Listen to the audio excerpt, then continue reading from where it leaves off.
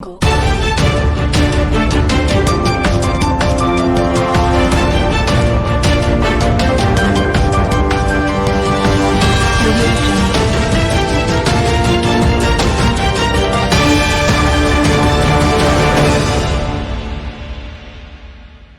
and welcome to Biscontv News Today.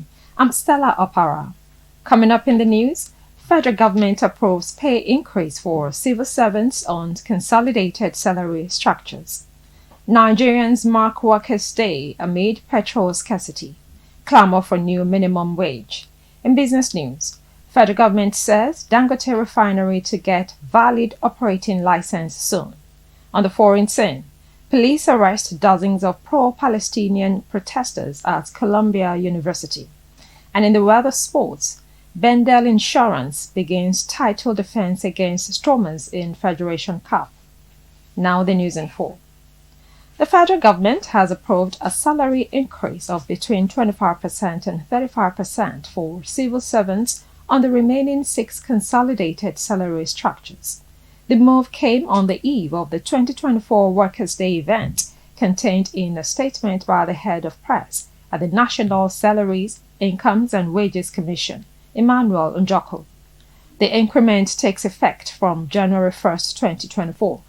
The salary structure includes the Consolidated Public Service Salary Structure, Consolidated Research and Allied Institutions Salary Structure, Consolidated Police Salary Structure, Consolidated Paramilitary Salary Structure, Consolidated Intelligence Community Salary Structure, and Consolidated Armed Forces Salary Structure.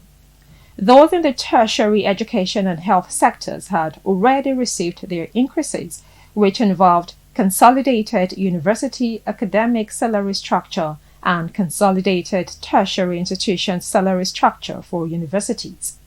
Similarly, the federal government has also approved increases in pension of between 20% and 28% for pensioners on the defined benefit scheme concerning the above-mentioned 6 consolidated salary structures.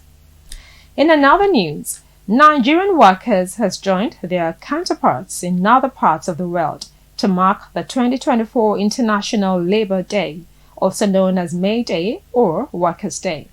The annual celebration honors the contributions and feats of workers worldwide, as well as the vital roles of workers in building resilient societies and productive economies. This year's Workers' Day is the first under President Bola Tinubu, who was sworn in as the leader of Africa's most populous nation on May 29, 2023.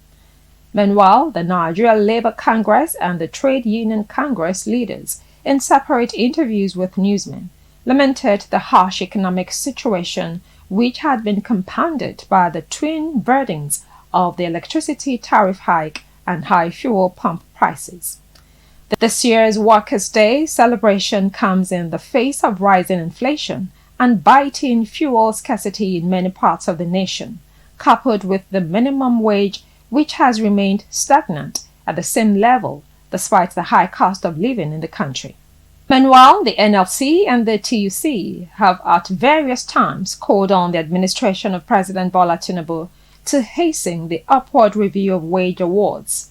Recently, the organized labor demanded 615,000 naira as the new minimum wage for workers to cope with the many economic realities and high cost of living in Nigeria.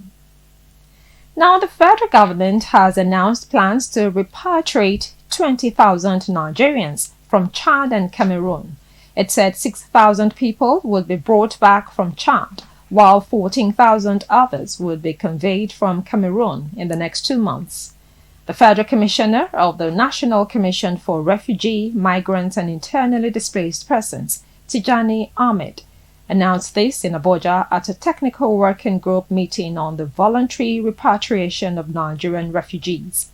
The Federal Commissioner says most of the refugees were displaced by the 2022 flood, the Boko Haram crisis, the farmer herders clashes, and the current climate change challenge. As of December 31st last year, 21,381 Nigerian refugees were in Chad and 120,677 others in Cameroon. Meanwhile, last year, the federal government repatriated 5,000 willing Nigerian refugees from Cameroon to Banki in Borno State. It was learned that the federal government bought food and non-food items worth 2 billion naira as a return package for the refugees last year. We'll take a short break now, and when we come back, we'll bring you business news. Stay tuned.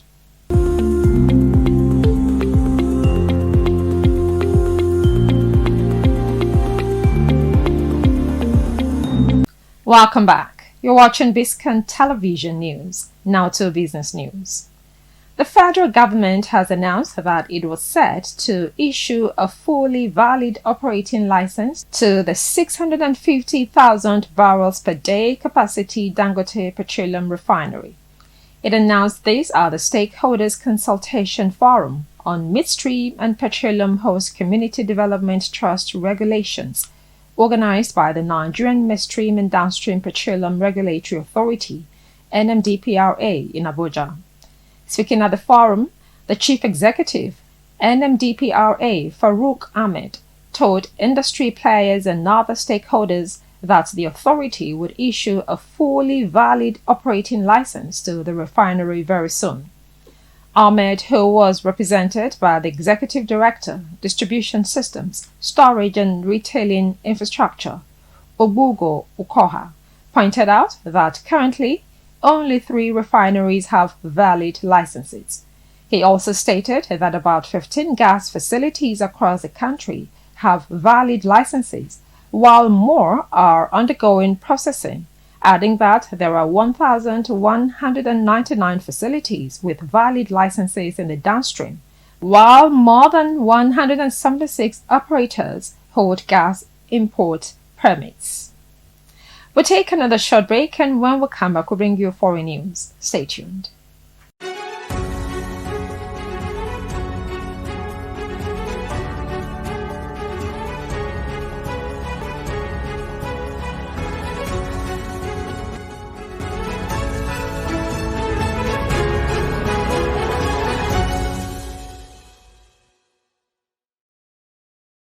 Welcome back to the News Hour on Biscontv. Now to foreign news.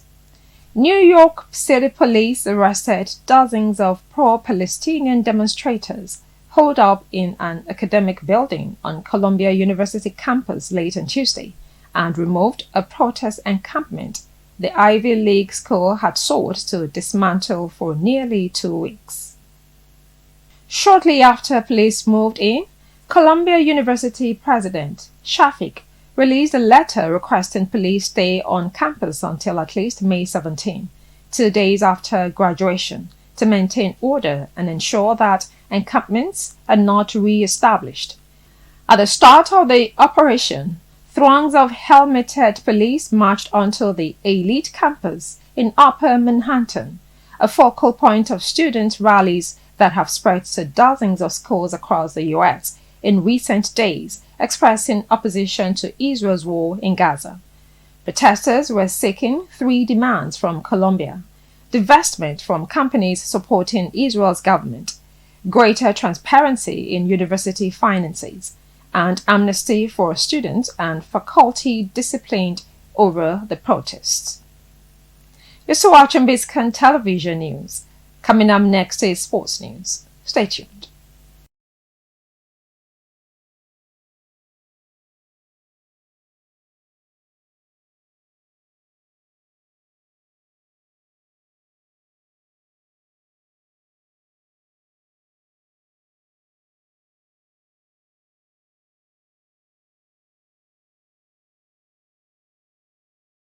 Welcome back to Biscontv News. Now to the world of sports. Defending champions Bendel Insurance Football Club of Benin will today begin the defense of their Federation Cup title when they take on Stormers of Ogun State in the round of 64 at the Old Parade Ground in Abuja at 4 p.m. The champions beat Enugu Rangers 1-0 at the Stephen Keshi Stadium, Asaba, Delta State, to win the title in 2023 to earn their 4th FA title.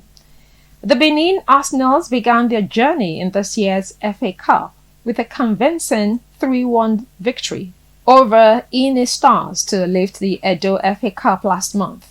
The last time Insurance met Stormers was in the Nigerian National League in the 2021 to 2022 season, and Insurance triumphed 1-0 and 2-0 at home and away. Ine Stars defeated Crusaders FC of Bayelsa 2-0 early this month in Asaba to qualify for the round of 64. A win for Bendel Insurance in this encounter will earn the Benin-based boys a ticket to the round of 32. Meanwhile, the match between Ine Stars and Kebbi United will also take place at the same venue at 1 p.m. You're watching Biscontv Television News. We'll bring you entertainment news next, after the break.